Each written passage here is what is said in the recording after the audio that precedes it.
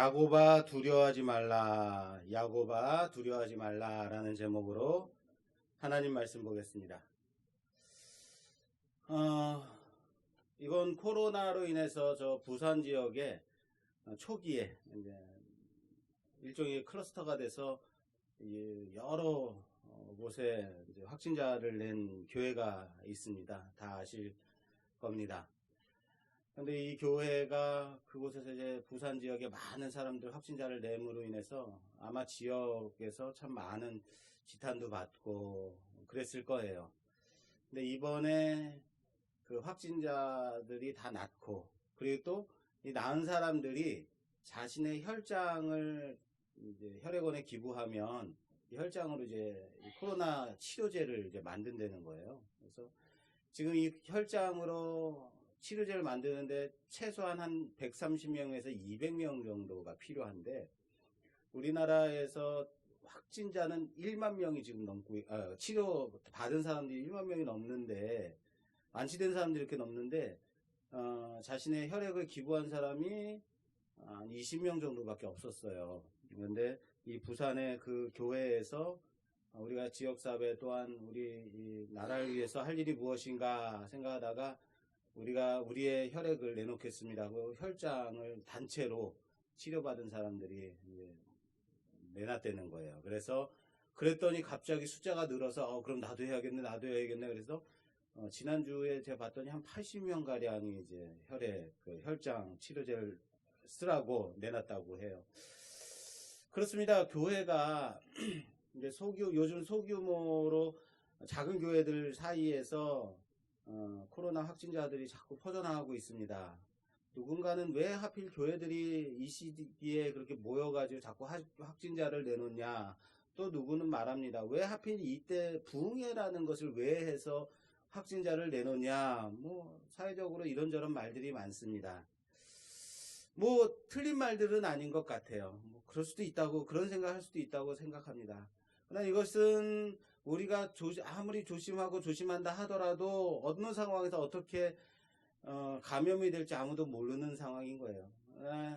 이렇게 감염이 되고 또 치료를 받았을 때 과연 우리 교회가, 우리 기독교가 세상 가운데서 무슨 역할을 할 수 있을지 정말 고민해야 될 때라고 생각합니다.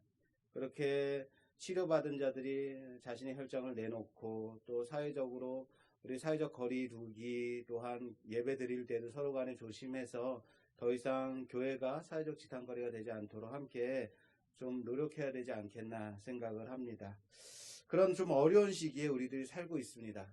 세상 사람들은 코로나로 인하여서 두려움 가운데, 공포 가운데 살고 있고, 우리들은 또한 정말 모이고 싶고 찬양을 열심히 드리고 싶어도 그렇게 하지 못하고 있는 그런 상황 가운데 참 어려운 시기를 지나고 있습니다. 속히 이 코로나가 종식되어서 마음껏 찬양하고 예배드리고 마음껏 이 소소한 즐거움, 행복을 다시 누리며 살기를, 그런 그날을 다시 좀 기대했으면 좋겠습니다. 오늘 제목은 야곱아 두려워하지 마라 라는 제목인데, 내용은 이렇습니다. 야곱이 요셉이 살아 있다는 소식을 듣게 됐죠. 형들을 통해서, 아들들을 통해서 요셉이 저기 애굽 땅에서 총리로 성공했다는 얘기를 들었어요. 이게 과연 꿈이냐 생시냐, 많은 증거들을 통해서 이제 야곱이, 아들 요셉이 살아있음을 듣고 애굽의 총리가 되었다고 하는 소식도 듣고, 이제 지금까지 거주했던 이 가나안을 떠나서 애굽으로 내려가게 됩니다. 왜냐하면 이 흉년이 5년이나 앞으로 더 남았기 때문에 이곳에서 버틸 수가 없다. 그러니까 애굽으로 내려와라 라는 얘기에 애굽으로 내려가기로 결단하고 내려갑니다. 이런 거죠. 어려서 잃어버렸던 그 아들이, 자기 자식이 어느 날 이제 살아서 저기 미국에서 큰 사업가가 되어서 성공했다는 소식을 들은 거죠. 아버지가. 그리고 자신이 복양하겠다고, 이거 정말로 이거 좋은 곳으로 내 아버님을 모실 테니까 일로 오세요 라는 소식을 들은 거죠. 어떻겠습니까? 여기는 미국이라니까 너무 좀 멀다 생각이 되나요? 그럼 저기 강남으로 이제 오라 그러는 거죠. 야, 강남 타워 팰리스, 야, 여기 집 한 채 막 갑자기 감동이 밀려오는 거죠. 그런 상황. 어떻겠어요? 여러분 같으면. 좋죠. 그럼 어떤 반응을 우리는 보일까요? 물론 죽은 줄 알았던 잃어버렸던 그 아들을 다시 만나면은 얼마나 기쁘고 즐거울까. 어서 가서 내 새끼 얼굴 한번 좀 쓰다듬어 보고 만져보고 살아있나, 얼마나 예뻐졌는가 좀 봐야겠다 내 눈으로, 막 이런 마음도 있겠죠. 그런데 또 반면에 뭐가 있겠어요? 성공이 되잖아요. 야, 아싸, 드디어 내 생활도 내 인생도 이제 피는구나, 이거 하지 않겠습니까? 안 해요? 언제나 나만 나쁜 사람 만들고. 좋아요. 자, 오늘 본문은 이렇게 시작이 되죠. 1절에 보여주세요. 1절에 이렇게 시작이 돼요. 이스라엘이 모든 소유를 이끌고 떠나 브엘세바에 이르러 그가 아버지 이삭의 하나님께 희생 제사를 드리니 그 밤에 하나님이 이상 중에 이스라엘에게 나타나 이르시되 야곱아 야곱아 하시는지라. 야곱이 이르되 내가 여기 있나이다. 이렇게 시작이 돼요. 그리고 이제 야곱이 본문이 이렇게 시작이 됐는데 브엘세바에 이르러서 하나님께, 근데 그 하나님이 누구의 하나님이냐면 아버지 이삭의 하나님이라 그래요. 이삭의 하나님께 희생 제사를 드려요. 자, 우선 왜 이삭의 하나님일까? 우리는 하나님, 여호와 하나님, 그럼 누구의 하나님이라고 보통 생각해요? 그거 전에 아브라함의 하나님이라 생각하죠. 근데 아브라함의 하나님이라 그러지 않고 이삭의 하나님이다라 그래요. 왜냐? 이것은 여기가 브엘세바이기 때문에. 브엘세바는 아버지 이삭이 거주했던 곳이에요. 여기서 평생 머물렀던 곳, 브엘세바. 그래서 아브라함의 하나님이 아니라 이삭의 하나님께 제사를 드렸다라고 말하고 있는 거예요. 그리고 이곳 브엘세바가 가나안 땅의 경계예요. 마지막 경계. 그래서 이곳에 가다가 이곳에서 머물러서 야곱이 이곳에서 아버지 이삭의 하나님께 희생 제사를 드리고 있다라는 거예요. 그런데 1절이 시작할 때 이렇게 시작이 돼요. 이스라엘이 모든 소유를 이끌고 떠났다라고 시작해요. 누가 떠났다고요? 이스라엘이 떠났다 그래요. 그리고 그날 밤에 하나님이 이스라엘에게 나타나서 이스라엘을 불러요. 뭐라고 부르냐면 야곱아 야곱아 야곱아 야곱아라고 불러요. 이상하지 않습니까? 자, 이스라엘이 모든 소유를 가지고 떠났다라고 했는데 하나님이 그를 부르실 때는 뭐라고 부르냐면 이스라엘아라고 불러야죠. 이스라엘이 데리고 떠났으니까. 근데 이스라엘아라고 부르시지 않고 야곱아라고 부르고 있어요. 여러분 기억하십니까? 원래 야곱의 이름은 야곱이었죠. 야곱의 이름이 이스라엘로 바꾸어 주신 분이 바로 누구예요? 하나님이에요. 창세기 32장 말씀에 나와 있습니다. 32장 27절 말씀. 그 사람이 그에게 이르되 내 이름이 무엇이냐? 그가 이르되 야곱이니이다. 그가 이르시되 내 이름을 다시는 야곱이라 부를 것이 아니요 이스라엘이라 부를 것이니 이는 내가 하나님과 및 사람들과 겨루어 이겼음이니라. 할렐루야. 하나님과 야곱이 야복강 나루에서 씨름이 붙었단 말이에요. 그리고 밤새 야곱을 꺾지 못함을 보고 하나님의 사자가 물어봐요. 네 이름이 뭐냐? 하나님이 그리고 이름을 바꿔줘요. 다시는 내 이름을 야곱이라고 부를 것이 아니다. 뭐라고 부르겠다? 이스라엘이라 부르겠다라고요. 하나님이 이름을 바꿔주셨어요. 그런데 하나님이 야곱에게 나타나서 이스라엘이라고 부르지 않고 야곱아 야곱아 부르고 있다라는 거예요. 하나님이 자신이 바꿔준 그 이름을 까먹었나요? 너무 많은 사람들이 이름을 바꾸다 보니까. 왜 하나님이 이스라엘이 애굽으로 내려가는데 야곱아 하고 자신이 바꾸어준 이스라엘로 부르지 않고 야곱이라고, 그것도 2번이나 야곱아 야곱아라고 부르셨을까? 이 이름에 대한 의미가 있기 때문에 그래요. 오늘 좀 2가지 면에서 좀 살펴보려고 합니다. 자, 우선 요한복음 21장 15절 말씀 좀 볼게요. 요한복음 21장 보여주세요. 15절 이하에 제가 봉독하겠습니다. 그들이 조반 먹은 후에 예수께서 시몬 베드로에게 이르시되 요한의 아들 시몬아 내가 이 사람들보다 나를 더 사랑하느냐 하시니 이르되 주님 그러하니이다. 내가 주님을 사랑하는 줄 주님께서 아시나이다. 이르시되 내 어린 양을 먹이라. 무슨 말입니까? 예수님을 부인하고 시리에 빠져있던 베드로가 디베랴 호수에 물고기 잡으러 갔단 말이에요. 그때 주님께서 베드로를 찾아오셔서 엄청 많은 물고기를 153마리 잡게 하시고 그리고 조반을 준비해서 먹이신 후에 예수님께서 베드로를 불러서 물으시는 장면이죠. 그런데 여러분 여기서도 예수님이 베드로의 처음 만났을 때에 그 베드로의 이름을 바꿔주신 사건이 있어요. 원래 베드로 이름이 베드로가 아니에요. 오늘 예수님이 부르신 것처럼 시몬이에요. 요한복음 1장 42절 말씀에 보여주세요. 요한복음 1장 42절 말씀 처음에 예수님이 제자들을 만나시는 장면에서 이렇게 나옵니다. 데리고 예수께로 오니 예수께서 보시고 이르시되 내가 요한의 아들 시몬이니 장차 게바라 하리라 하시니라. 하루 열고 게바는 번역하면 베드로라. 예수님이 시몬의 이름을 원래는 시몬이었죠. 베드로 이름이 시몬이에요. 시몬의 이름을 게바 번역 헬라어로 베드로라고 이름을 바꿔주세요. 이 베드로라고 예수님이 바꿔줬단 말이에요. 이름을. 그런데 예수님이 요한복음 마지막 장 21장에서 시리에 빠져있는 베드로를 찾아오셔서 그를 부르실 때 뭐라고 불렀어요? 21장에서는 그를 베드로야 라고 부르지 않고 또는 게바야 라고 부르지 않고 뭐라고 불렀다고요? 그렇죠. 요한의 아들 시몬아 라고.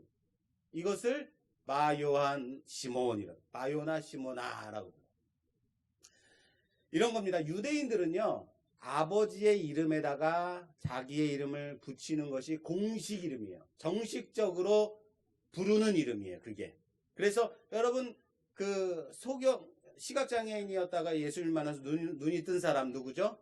바디메오. 이건 그 사람의 이름이 아니에요. 디메오의 아들 바디메오예요. 네. 누구죠? 예전에는 요한의 아들 바요나 시모나 이렇게 불렀어요. 바요한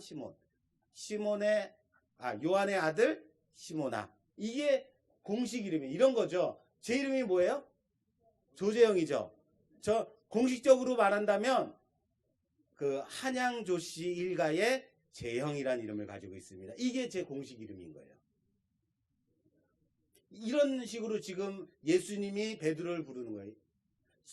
아이들이 친구들끼리 막 장난칠 때 야 철수야 영이야 이렇게 부르다가 선생님이 딱 나타나셔서 야 김철수 박영희 라고 부르면 아 예 선생님 이렇게 대답하는 학생이 있으면 어떻게 돼요? 한 대 얻어 터지죠.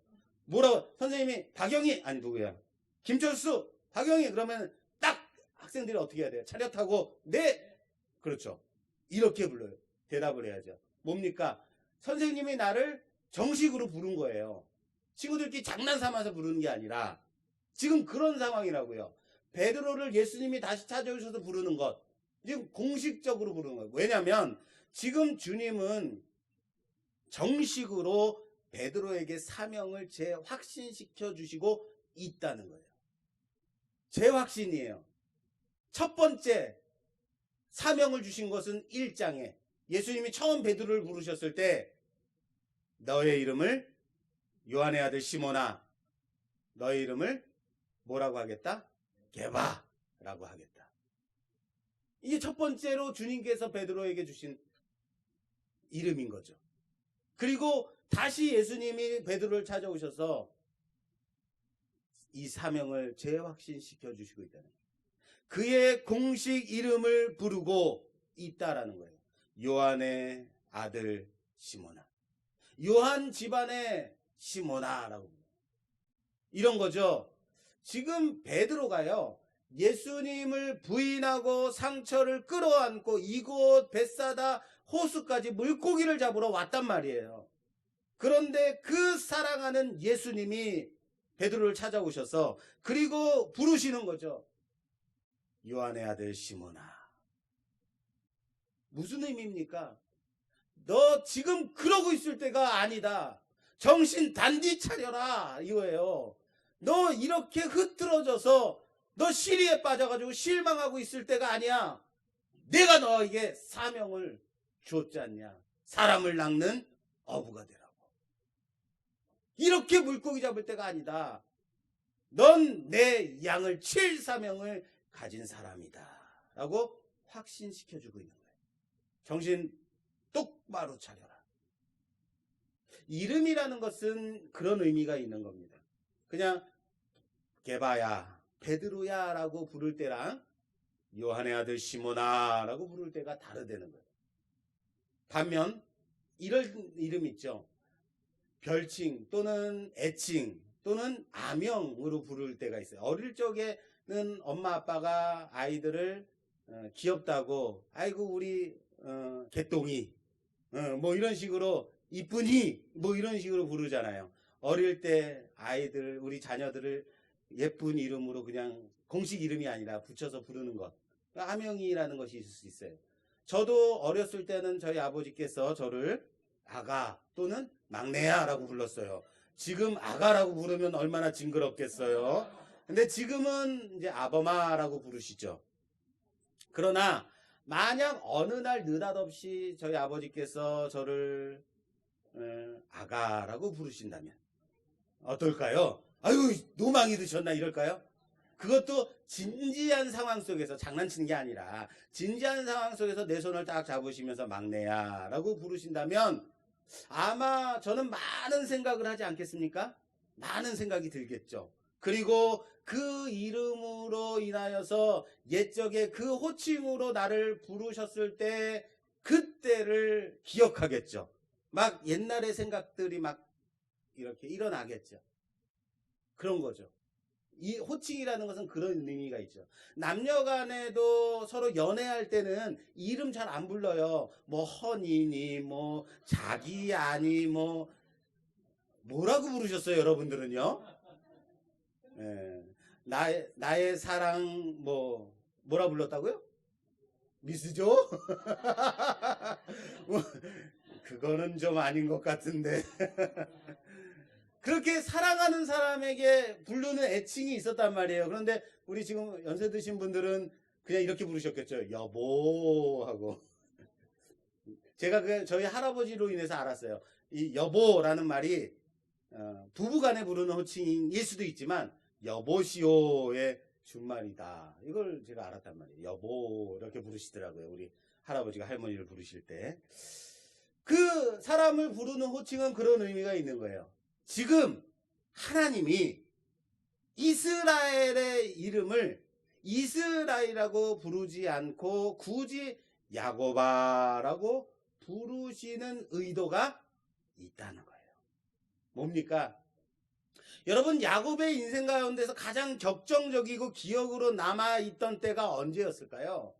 고생과 그 모든 역경 속에서 살아온 그 인생 속에서도 지금까지 남아있는 기억 언제였을까요? 바로 야복강 나루에서 밤새 하나님과 씨름하던 그때 아니었을까요? 야곱의 기억 속에서 가장 남아있는, 강렬하게 남아있는, 밤새 야곱이 나루를 건너지 못하고 야복강을 건너지 못하고 형님 에서로 인해서 두려움 가운데 떨고 있었어요. 지금까지 자신이 쌓아왔던 모든 재물과 모든 것과 자신의 생명까지도 한순간에 날아갈 수 있는 그런 상황 속에서 그것을 생각하며 밤새 두려움에서 떨고 있던 그때 누가 왔어요? 하나님이 야곱을 찾아오셨어요. 씨름을 거셨어요. 그리고 그 씨름이 끝난 후에 하나님께서 야곱을 축복하셨을 뿐만 아니라 야곱이라는 이름을 이스라엘이라는 이름으로 바꿔주셨어요. 지금 야곱 앞에 나타나서 야곱아 야곱아라고 부르시는 그 하나님은 어떤 하나님이냐면 바로 그때 야복나루에서 자기의 이름을 바꿔주셨을 때에 나를 찾아오신 그 하나님, 나를 만나주셨던 그 하나님이다라는 거예요. 야복강에서 야곱을 만나주신 그 하나님 말이에요. 그 하나님이 이스라엘을 부르십니다. 뭐라고요? 뭐라고 부르셔요? 야곱아, 야곱아 라고 부르고 있어요. 야곱의 마음이 어땠을까요? 지금까지는 계속 나는 이스라엘이야. 이스라엘이라고 주변 사람들도 다 불렀어요. 이스라엘, 이스라엘이라고 불러줬는데 갑자기 밤에 이상 중에 하나님이 나타나셔서 야곱아 라고 부르셨어요. 야곱의 마음이 어땠을까요? 그래서 하나님은 이스라엘을 굳이 이스라엘로 부르시지 않고 야곱이라는 이름으로 부르고 계신 거예요. 그때에 그 만나주셨던 그 하나님을 기억하라고. 내가 그때 너를 만나준 그 하나님이다. 내가 너의 두려움 가운데서 네가 힘들어 엎어져 있을 때, 네가 어디로 가야 될지 갈피를 잡지 못하고 있을 때, 죽음과 사망의 공포 가운데 있을 때 모든 것을 일순간에 날릴 수도 있었던 그 상황 속에서 만나준 그 하나님이다. 야곱아. 왜 이스라엘이라 부르지 않고 야곱이라 불렀는지 감이 좀 오십니까? 또 한 가지요. 3절 좀 보여주세요. 3절. 하나님이 이르시되 나는 하나님이라. 내 아버지의 하나님이니 애굽으로 내려가기를 두려워하지 말라. 내가 거기서 너로 큰 민족을 이루게 하리라. 할렐루야. 야곱이 지금 어디에 가는 길이에요? 애굽으로 가는 길이에요. 누구 만나러? 요셉 만나러 가는 길이에요. 죽은 줄 알았던 잃어버린 그 아들을 만나러 가는 길이에요. 아싸 내 인생 피는구나 이거예요. 그런데 하나님이 뜬금없이 뭐라고 해요? 두려워하지 말라 라고 말씀하고 있어요. 두려워하지 말라고 했다는 것은 야곱이 지금 기뻐했다 두려워했다? 두려워했다는 거예요. 뜬금없이 하나님이 야곱이 막 아들을 만나는 그 기쁨 가운데서 잠 못 이루고 막 가슴 설레서 빨리 날이 새면 빨리 뛰어가야지 막 이러고 있는 상황이었는데 하나님이 나타나셔서 야곱아 두려워하지 말라. 무슨 말씀이세요? 빨리 새벽이나 빨리 돋게 해주세요. 이럴 거 아니에요. 지금 야곱이 강남 아니 저기 미쿡으로 가고 있는 길이라면 그 마음으로 있다면 너무 설렜을 거 아니에요. 두려운 게 아니라 멀쩡하게 이런 줄 알았던 그 아들이 나타났고 성공했다고 거기서 봉양하겠다고 거기로 오라고 하고 있는 그 기쁨으로 잠을 못 이루고 설치고 있는 상황이라면 뜬금없는 거죠. 무슨 말씀이세요? 그런데 하나님이 뭐라고 말씀하셨어요? 애굽으로 내려가기를 두려워하지 마라. 야곱이 뭐하고 있었다? 두려워하고 있었다. 야곱은 왜 두려워하고 있었을까? 왜 두려워했을까요? 죄를 많이 져서. 하여튼 뭘 물어보면 예수님, 하나님, 성령님 뭐 이런 것만 말하면 다 맞아. 예, 이런 상황이 성경에 또 있어요. 아브라함 때에 하나님이 갑자기 아브라함에 나타나서 두려워하지 말라라고 하시는 장면이 있어요. 뭡니까? 아브라함이 소돔과 고모라에 살고 있는 롯이 소돔과 고모라 성에 그들라오멜 연합군이 쳐들어와가지고 도적대가 쳐들어와서 소돔과 고모라를 탈취하고 조카 롯까지 잡아간 소식을 듣고 정신없이 집에서 밀려온 318명을 데리고 쫓아가서 그 연합군을 격파시키고 조카 롯을 데리고 돌아와요. 그 밤에 하나님이 아브라함에게 나타나서 말씀하세요. 뭐라고요? 잘했다? 아브라함아 두려워하지 말라. 아브라함아 두려워하지 마라. 아브라함이 뭐 했다는 거예요? 두려워했다는 거예요. 지금 승리하고 돌아왔는데 왜 두려워했을까? 이런 거죠. 하나님이 아브라함에게 두려워하지 말라고 하셨다는 것은 지금 아브라함이 밤새 두려운 마음 가운데서 떨고 있었다는 거예요. 왜요? 조카 롯이 붙잡혀갔다는 소식을 듣고 정신없이 쫓아가서 그를 데리고 돌아올 때까지는 그랬다 치더라도 돌아와서 집에 돌아와서 곰곰이 생각해 보니까 나는 일개 부족이고 하나의 부족이고 그들은 강한 연합군인 거예요. 그들이 정신 차리고 우리가 왜 졌지? 야, 이거 안 되겠다. 다시 쫓아가서 아브라함을 아주 끝장내야겠다 하고 다시 쳐들어오면 어떻게 돼요? 야, 큰일 났다. 나는 연약한 하나의 부족이고 그들은 연합군인데 다시 나를 쳐들어오면 어떡하나, 공격해오면 어떡하지 하고 두려워하고 있었다는 거예요. 그 두려운 마음 속에 있을 때 하나님이 찾아오셔서 뭐라고 말씀하세요? 아브라함아, 두려워하지 마라. 내가 너의 방패다. 뭡니까? 방패라는 말은 내가 너를 지켜주겠다, 보호해주겠다라는 말씀이에요. 두려워할 것 없다. 내가 너의 방패다. 그겁니다. 마찬가지예요. 오늘 야곱에게 나타나신 그 하나님이 야곱이 가장 두려워하고 있었던 것, 그것을 아신 거예요. 그래서 지금 브엘세바에서 이곳을 떠나야 되나 말아야 되나, 애굽으로 가야 되나 말아야 되나, 그 고민 가운데 두려움 속에 있었던 야곱을 찾아오셔서 두려워하지 말라라고 말씀하고 있어요. 야곱이 가장 두려워한 건 무엇일까요? 이곳이 하나님이 주신 기업이라는 거예요. 이 가나안 땅이 언약이 있는 땅이라는 거예요.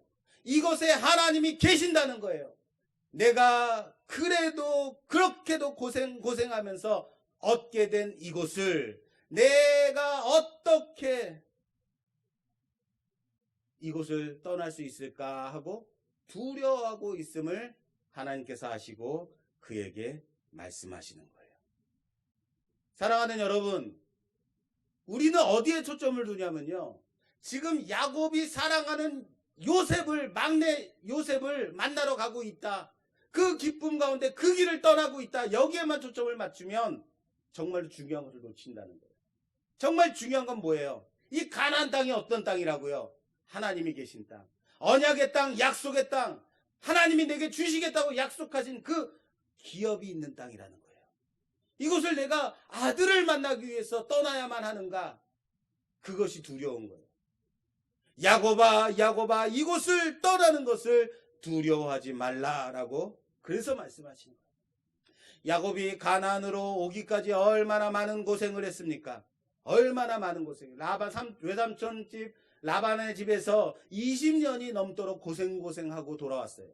죽음의 위협 가운데서 형님 에서와 화해하고, 그리고 이곳까지 이제야 가나안 땅으로 들어와서 자신의 기업을 얻게 됐어요. 바로 이곳. 그런데 이젠 흉년으로 말미암아 더 이상 이곳에서 버티지 못하게 된 상황.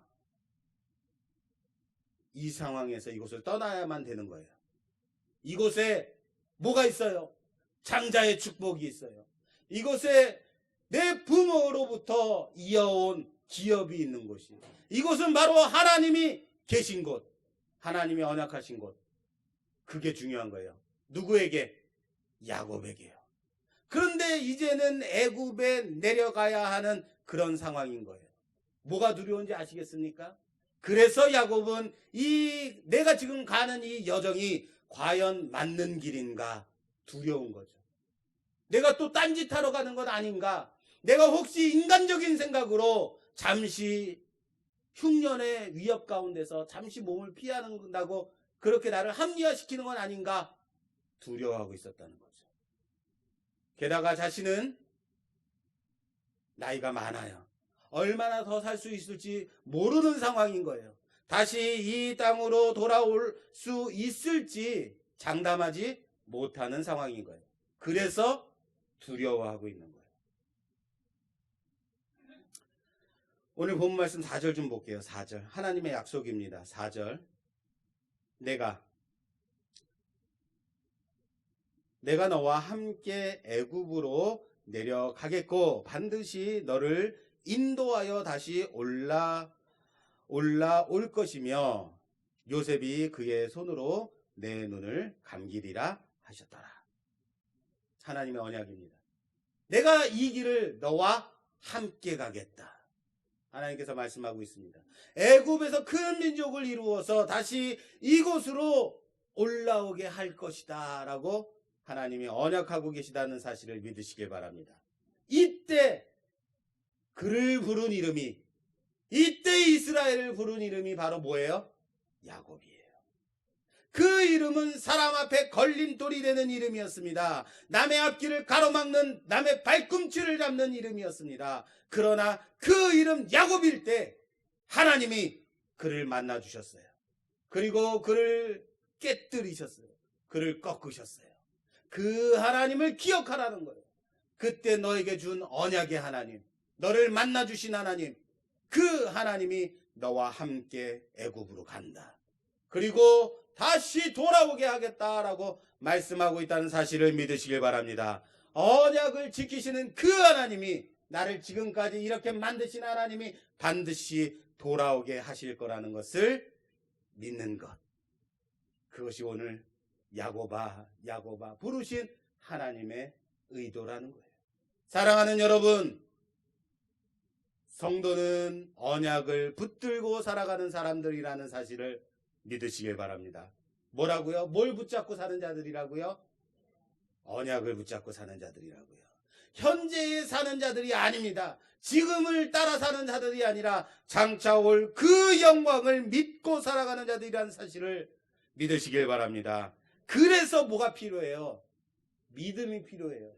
그래서 장차 하나님께서 나를 그렇게 만드실 하나님, 나를 인도하실 하나님, 나와 함께 하신 그 하나님을 믿어야 되기 때문에 믿음이 필요한 거예요.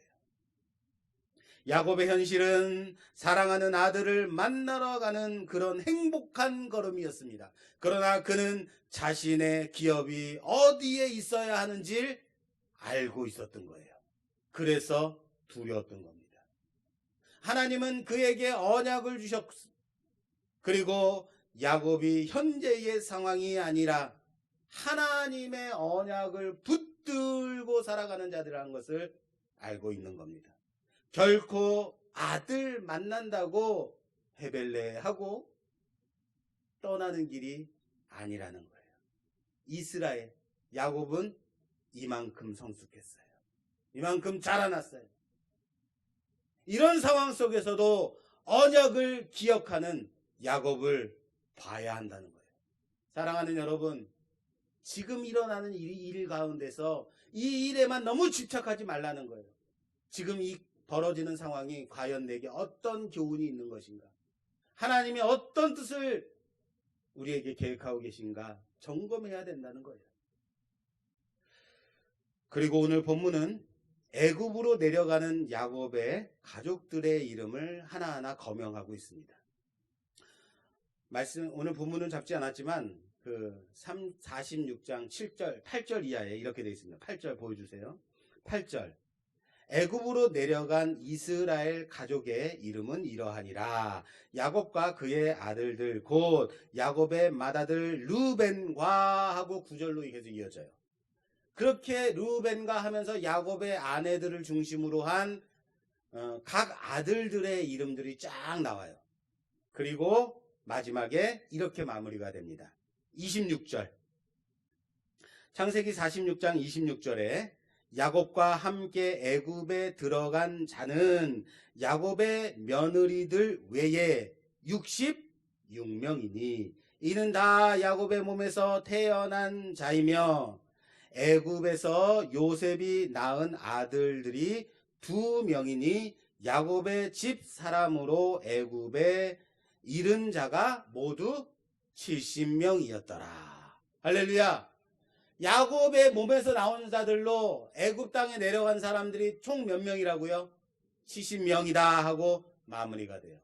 야곱에게서 나온 애굽으로 내려간 모든 자의 총합계가 전체 70명이다 라고 말하면서 마무리가 되는데, 이 이름들을 잘 살펴보면 좀 이상한 점이 있어요. 창세기 46장 12절 말씀에 이렇게 돼 있어요. 어디 갔지? 12절? 여기 있네요.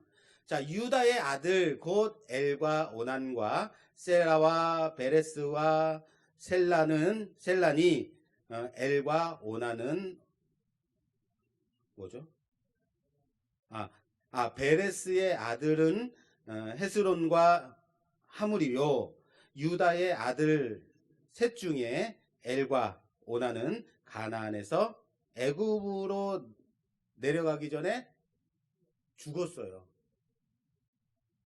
유다의 아들이 셋이 있는데 가나안 땅에서 엘과 오난, 첫째 아들과 둘째 아들이 죽었어요. 무슨 말인지 아세요? 그런데 여기 지금 숫자에 잘 세보면 들어가 있어요. 자, 그리고 21절 볼게요. 이거 더 재밌는 장면이 있어요. 21절. 베냐민, 시작. 베냐민의 아들 곧 베라과 베겔. 이름들이 왜 이렇게 어려운 거예요? 아무개 이니. 자, 중요하지 않습니다. 자, 베냐민의 아들들이 여기 이름이 거명되는데 모두 몇 명이 나오냐면 10명이 나와요. 베냐민. 자, 요셉이 이때 이 지금 글을 쓰고 있을 때 이때 요셉의 나이가 몇이냐면 약 40세 정도 됐어요. 그리고 베냐민의 나이는 약 20대 중반이에요. 여러분 20대 중반인데 아들이 10명이 났어요. 말이 돼요? 네, 그래요. 맞아요. 그거 얘기하려고 그래요. 여기에 베냐민의 아들들은요. 사실은 베냐민은 가나안에서 아들을 낳았다기보다는 애굽으로 내려가서 난 아들들이라고 보는 것이 맞습니다. 그런데 굳이 여기에 베냐민의 아들들의 이름을 애굽으로 아직 낳지도 않았는데 거명하고 있다는 얘기예요. 뭐예요? 의도가 있기 때문에 그래요. 왜요? 70이라는 숫자를 맞추고 싶어서. 야곱이 딸들을 낳는데 그 딸들의 이름은 나오지도 않아요. 디나만 나와요. 그런데 70이래요. 숫자를 맞추기 위해서. 여러분 성경에서 숫자가 쓰일 때는 뭐가 있냐면 의도가 있는 거예요. 70이라는 숫자는 제가 지금 점자 단말기가 난리가 났습니다. 막 자기 혼자서 막 움직여요. 세상에. 네, 됐습니다. 자, 70이라는 숫자는 의도가 있는 숫자예요. 성경에서 숫자를 말할 때는 다 의도가 있는데 3은 하늘의 숫자, 4는 땅의 숫자, 3과 4 더하면 7. 좋습니다. 7은 완전수. 그리고 7은 완전수. 그리고 3과 4를 땅과 하늘의 수를 곱하면 3, 4, 12. 12는 충만이라는 숫자. 그리고 10이라는 숫자도 완전수. 하나님이 이런 숫자들 좋아해요. 근데 7과 10이 합쳐져서 뭐가 됐어요? 70. 70이라는 숫자는 충만에 이르는 완전수인 거예요. 재미있는 게 뭐냐면요. 여러분 바벨탑 사건 앞에 노아의 세 아들들에게서 나온 족보가 나오는데 지금 제가 단말기가 엉망이 돼가지고 다 읽어드릴 수는 없습니다만 10장에 가면 노아에게서 나온 아들들의 이름은 이러하니라 노아에게서 세 아들이 나와요. 그죠? 이 세 아들의 이름들이 쫙 거명이 되는데 집에 가서 꼭 한번 좀 세보세요. 물론 헷갈리실 겁니다. 근데 그 숫자의 합이 몇이냐면 70이에요. 노아에게서 세 아들이 나왔고 이 세 아들로 인해서 어떻게 돼요? 전 세계로 퍼졌죠. 이 세 아들이 전 세계의 모든 나라의 모든 민족의 모든 열방의 뭐가 되는 거예요? 조상이 된 거예요. 이들로부터 모든 열방이 나아갔다라고 말하고 있어요. 그런데 그 총합수가 몇이냐면 70. 재밌지 않습니까? 성경 말씀은 의도적으로 지금 70이라는 숫자를 맞추고 싶어 하고 있는 거예요. 70은 그래서 열방의 수, 세계 모든 족속의 숫자라고 말하는 하나님이 세운 지금 이스라엘 야곱에게서 12지파가 나왔어요. 그리고 그 지파가 70이라는 숫자가 되어서 지금 어디로 내려가고 있어요? 애굽으로 일컬어지는 세상으로 내려가고 있다라는 거예요. 하나님이 세우신 교회가 세상 가운데 그 중심에 들어가서 하나님의 언약을 붙잡고 살아갈 때 세상 열방으로 모든 민족으로 모든 백성으로 하나님의 언약이 흘러가도록 하나님의 축복이 흘러가도록 해야 할 사명이 우리에게 있다라는 거예요. 사랑하는 여러분, 그 언약의 백성이 지금 그 하나님의 교회가 이스라엘이 지금 세상으로 충만한 숫자가 되어서 70이라는 숫자가 되어서 애굽으로 향하여 가고 있다라는 사실을 믿으시길 바랍니다.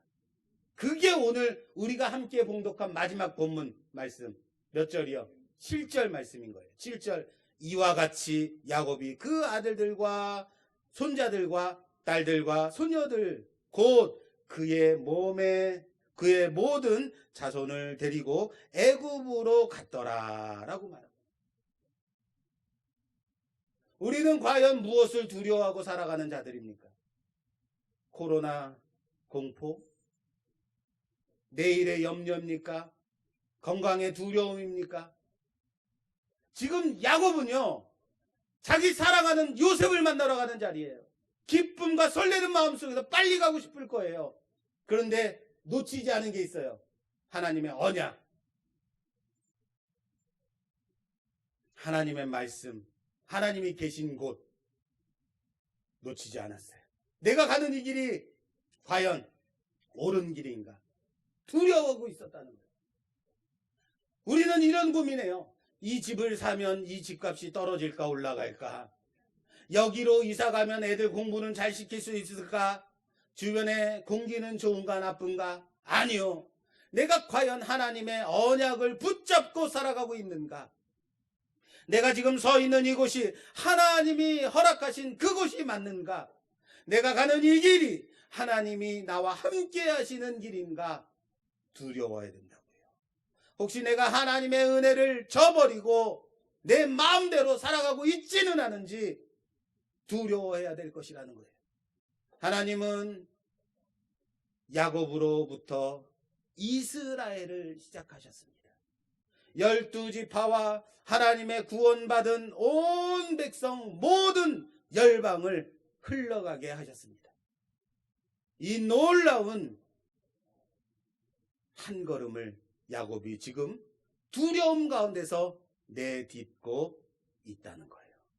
내가 가는 이 한 걸음이, 내가 지금 떠나고 있는 이 길이 과연 하나님이 원하시는 구원의 길인가 딛고 있다는 거예요. 그러나 하나님은 야곱아 두려워 말라. 내가 너와 함께 애굽으로 내려가겠다. 내가 너를 이 땅으로 다시 돌아오게 하리라 라고 언약하고 계신 겁니다. 그 하나님의 언약을 믿고 붙잡고 애굽으로, 세상으로 하나님의 교회를, 구원받은 백성을 시작하고 있다는 사실을 믿으시길 바랍니다. 오늘 우리는 이 교회에서 이제는 다시 저쪽 세상으로 나아가야 되는 자들입니다. 내가 과연 하나님의 언약을 붙잡고 하나님과 함께 나아가는 발걸음을 내딛고 있는지 점검해 보았으면 좋겠습니다. 사랑하는 여러분, 여러분의 발걸음이 이제는 열방으로 향할 때입니다. 세상으로 나아갈 때입니다. 우리가 하나님의 그 언약 붙잡고 이제는 그 하나님의 복을 흘러가게 하는 그 통로가 되어 세상 가운데 하나님의 생명이 흘러가는 그 역사 가운데 쓰임받는 자가 되기를 위해서 점검하는 자들 되기를 주님의 이름으로 축원합니다. 우리가 과연 두려워해야 될 것은 내가 성공할 것인가, 내가 망할 것인가, 내가 아플 것인가, 병들 것인가, 내가 건강할 것인가가 아니라 과연 하나님이 나의 이 길을 인정하고 계시는가, 하나님이 나와 지금 함께 가고 계시는가 점검해야 된다는 거예요. 그 하나님의 언약을 붙잡고 믿음 가운데 나아가는 우리 모두가 되기를 주님의 이름으로 축원합니다. 하나님께서 나와 함께 계신 믿고 그 믿음 가운데 이제는 우리에게 허락하신 그 사명을 감당하며 나아가는 우리 모두가 되기를 주님의 이름으로 축원합니다.